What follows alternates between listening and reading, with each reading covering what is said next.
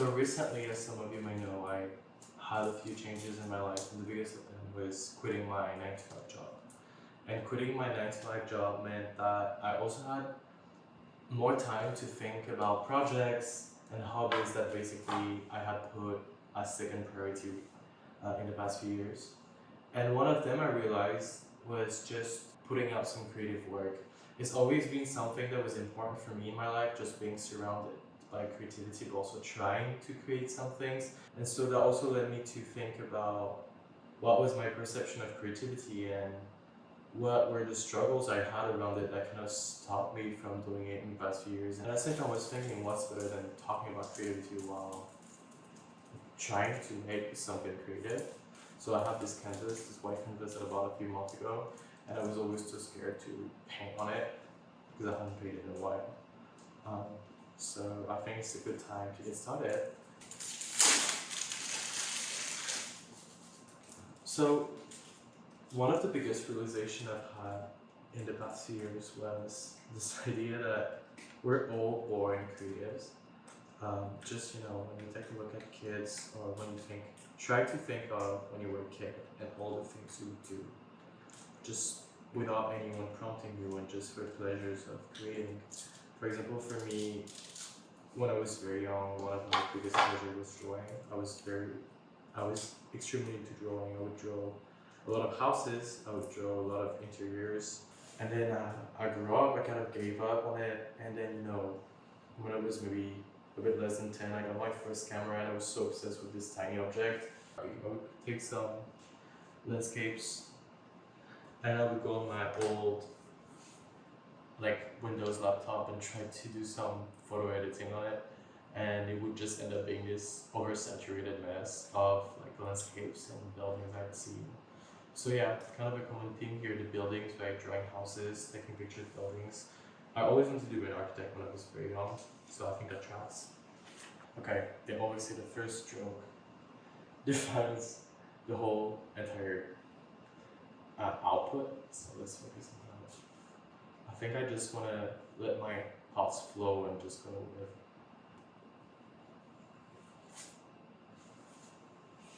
When it came time for me to choose my university, I didn't know really what to choose because one part of me still felt like I felt more like a creative person, so I really wanted to go into a creative field.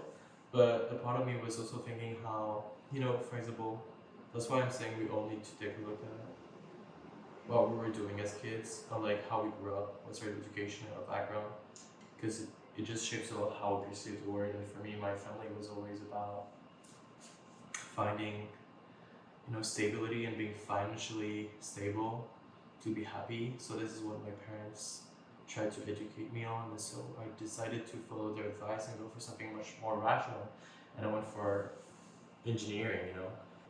At the time, I just really saw the word black and white.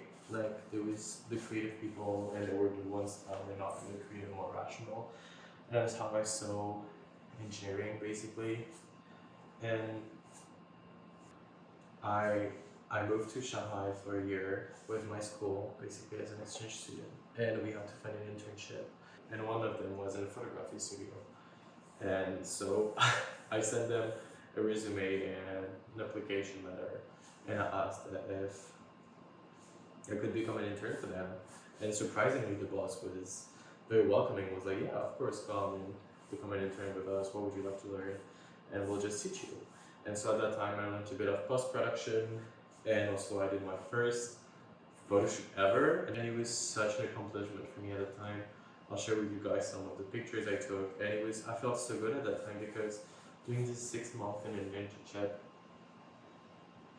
I felt like I had found a way to express myself, but also work on something a bit more technical with post-production. I'm actually really liking what's coming out of it. It's just the beginning, but I like these faded feels. It feels a bit old.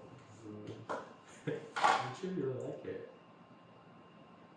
When I was back in France, I kind of convinced myself that Paris was not a place where I could express myself comfortably, and I just decided on not creating when I was in Paris for one more year.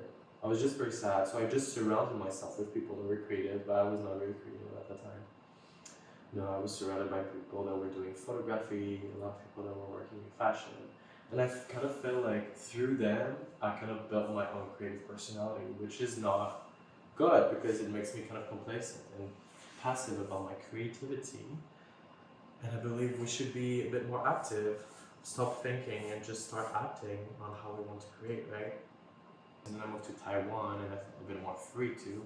But it came the time for my last internship, the one that would basically yield me a job if I was good enough at this skill, you know. And still, I knew in my mind I didn't want to be an engineer. So I tried to look for things that may have been a good mix between being creative and being like very pragmatic and like, you know, my computer skills. And this is how I was introduced to the field of branding, because I had a friend that worked in a branding agency that owned a branding agency. It was a graphic designer thing. And so I saw what he was doing and I felt he was creative enough, so I decided to go there and try to become a branding expert, let's say. So I got hired as like a junior graphic designer in a small branding company in Taiwan, for my internship at least. And there I got also to start creating. And I felt very happy because I felt like I had the control of the creative vision of the company and it felt very rewarding at the time, even though I didn't have any of the technical skills. And then after that, after 2 years at this company, let's say, I felt like I wanted to go into an even more corporate job as a branding person. So I landed a job in a bigger branding agency where I was hired mostly as a strategist. But it turns out it was not as rewarding. It felt I reached a point where I was very stable in my job and just getting promoted. But I just realized I didn't really like what I was doing there. So I had to explore more, and this is when I decided to quit the job, basically.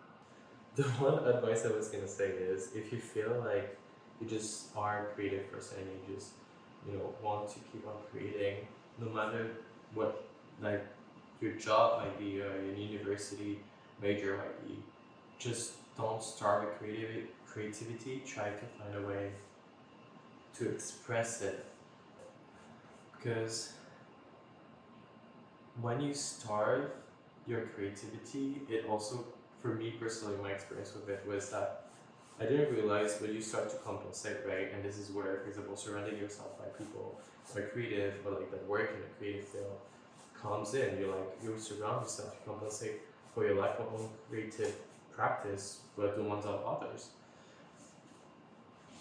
But then it also creates a different perception in your own mind, right? Because you don't see yourself as a creative person anymore, since you kind of post it or you don't do it anymore. And the people around you, you see them as creative. So in a way, you start valuing them so much more and seeing yourself as lesser because you're not creative. Well, at least that was my experience with it. I was always so envious and so jealous in a way of the people that got to go into the creative field and listen to their heart and like they had the guts to do something creative and original and true to themselves. And I was looking at them as like, oh, they really chose expressing themselves rather than like confirming, and I was very envious of that. So, the more and more I excluded myself from creating, the more and more I saw myself as like a rational person, someone who would have, a very corporate job. Afterwards, what happened is that when I was working my previous job, I was a strategist in a branding agency. We visited some of our colleagues, basically we had some colleagues in Japan working on another project. And the project was called the University, and it's still called the University of Creativity in Tokyo. And it's basically a project that tries to show how humans are creative in every field and how creativity sits through every human in every field you work in. So it could be construction, it could be engineering, it could be branding, it could be just corporate job, banking, and so on. And so they really focus on showcasing human creativity. And I went there, and one of the big welcome lines, like, everyone is creative. Actually, I cried at that time. I remember when I got to this sharing session, I started sharing about myself. background being like, I always thought and I always perceived myself as not being creative anymore because, you know, of being good in school and following this type of program and then going into engineering and then kind of giving up on trying to create and making a living out of it. And it made me so emotional to just realize that I was so creative and the only thing that stopped me from being creative was myself, you know. You know how creativity is, it's a very classist thing, you know what I mean? Just like arts. Because nowadays we see something as creative, like that has creative value or like artistic or is artistically valuable as something that has a certain type of references, a certain type of background. And so for me, that's why I always thought, oh, I will never be creative simply because I never went to a creative school. I never went to fashion design school. I never went to CSM or Rhode Island. So how can I be a good graphic designer? Or how can I be a good fashion designer? How can I be a good photographer if I never had photography classes, right? And to a certain point, yes, there's always techniques that you'll learn in these classes. And that's true, that's something that a lot of people that don't go to these schools or these classes will lack at first, but they can also gain it while practicing or like on other type of medium, right? But at the same time, I don't like this idea that you are a worthy creative if you have a specific type of background or a specific type of references. But ultimately, I feel like if we just try ourselves to create things that matter to us, we would feel much more fulfilled. And that's something I felt, for example, when I had this photo shoot I told you in my internship in Shanghai. I felt so fulfilled afterwards. And it was not so much about, oh, I didn't have the technical skills for it. It was so much more about I created something that I felt so proud of and so connected to. And it made me feel so good about myself and so fulfilled at that time, you know. So you don't need necessarily a background to be creative, but you do need to practice it. And what I realized is, you know, when I was saying how I was envious of these people for being so creative when they were going to school and so on, what I realized and what they got that is so invaluable is that they just got to practice their creativity. But when you look to a school that is focusing on, I don't know, creative crafts or something surrounded by you know, the arts and so on, you practice every day. Like if you go to fashion school, you practice fashion every day. If you try to be a fashion designer, you design every day. Same if you become a painter or if you become a photographer and you go to these things, it's you practice every day. And so what I realized, what was so important about being creative is that creativity is not like a stroke of genius. Like there's not some selected people that are creative and some other that are not. Yes, of course, there's probably some people that feel it like as a goal. But ultimately, one thing that these people had above me was that they created every day, they practiced just like a habit. Creating was a habit for them. And that's why I think it goes hand in hand with this idea of not starving the creativity. You need to make a constant effort to practice it, or at least to keep it alive. Because creativity is a habit and it's a practice. It's not something you wake up in the morning and you want to be creative. You need to create, and have the habit of wanting to create, you know? And this will come much easier to you afterwards. And this is the main difference between, let's say, a creative, someone that went and created for like the past 5 years daily, and someone like me that wanted to be a creative but just, you know, didn't really act on it at the time. Okay, I'm gonna try to apply some. This one is not white enough, I think. I wanted to have thinner strokes of white. Let me show you what it looks like so far. I've been painting layers of horizontal and vertical black stripes. Okay, so staying on the topic of practicing creativity, I feel like in this video there's a bit of two main, you know, discussions going on. The active practice of creativity and the passive practice of creativity, you know. So for example, I talked about how you need to create, push yourself to create a lot of time and surround yourself. So surround yourself is more of a passive thing, you know, surrounding yourself with people that are creative, surrounding yourself with cultural assets and so on, so going to the museums and so on, these kind of things. So let me try this brown white thing. I hope it works.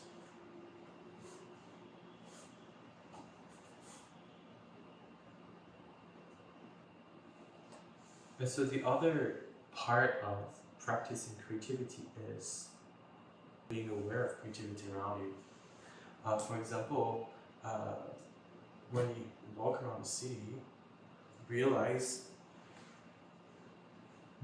of your surroundings, be aware of the way buildings look, or just little cracks in the wall look. See what inspires you. Pay attention to the fog around you, pay attention of the color of this car, if you like cars, or like the shape of this headlight, or like how weird the sewer pipes look in the city, And that's actually why just talking a bit about Taipei, I actually love Taipei, is because it's a city that is so full of details. If you take the time to stop and look, that there's always something that's gonna inspire you or spark something in you, So the other big part of creative power, like being creative, is making sure to surround yourself with cultural elements, culture, the arts, things that really elevate you, And for my part, one thing I realized is that for the past few years, since I moved to Taiwan, I've been focusing on creating stability, a structure, and a healthy lifestyle, which is something I never really supposed to think about, One thing I guess, involuntarily did when I started to focus on this lifestyle was that I kind of cut all of the cultural and creative input that I used to receive. So for example, when I was interested in fashion, I would consume a lot of fashion reviews and fashion runways, and I would take a look at them, and it felt very revitalizing creatively. Or when I was into photography, I used to look for the next photograph event and learn more about certain photographs and be surrounded by photographs that inspired me, or same for graphic design. But I always started this journey, I really kind of stopped taking the time of doing so, and I was more focusing on again, health, exercising. I started reading only self-help books. My YouTube was only full of exercising and training videos. So I didn't receive creative input anymore for the past few years. I didn't realize how much I missed it until I started thinking about it. And when I reached my goal of having a more stable lifestyle, and I realized how it kind of didn't feel very exciting or fulfilling in the end, for me at least. So recently I started really focusing on trying to go to more museums, for example, or reading some books that are a bit more inspiring, or even watch some things. Like for example, the biggest example is just what you watch on TV.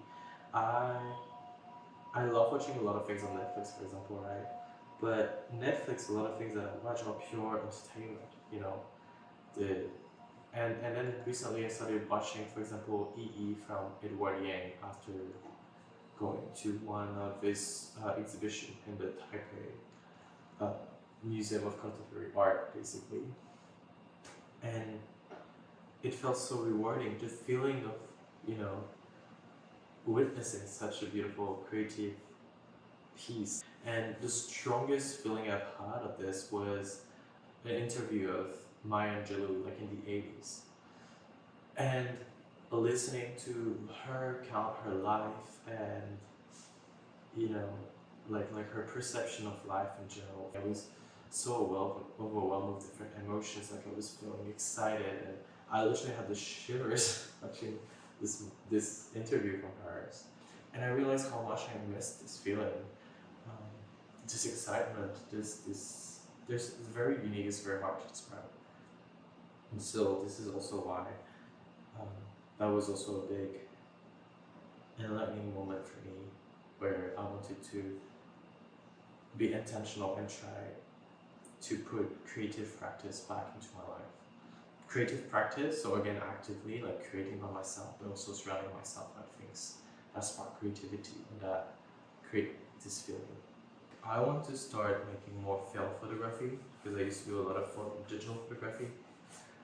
And I was very stubborn about. I don't know why I was very stubborn about. I guess there was a part of envy and jealousy of not knowing so much about film photography that made me very um, afraid to start.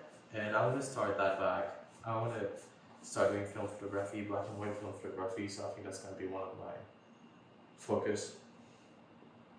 The other big focus I want to go back to is, well, graphic design. I haven't really been serious about graphic design for a while now, and I want to build a portfolio that makes me happy and do graphic design in fields that really spark joy and fulfillment for me. And the last one I think is, I've always been someone that works a lot on digital, so I want to start doing something also on more traditional mediums, so like painting, for example. So that was my main thoughts about creativity. I hope you guys found some comfort, some answers, some ideas, or had any more questions about how to nurture your creativity while watching this. I hope it was not too much of my own story. I really tried to put a bit of my thoughts into it. But actually it's very challenging to talk in Korean sometimes.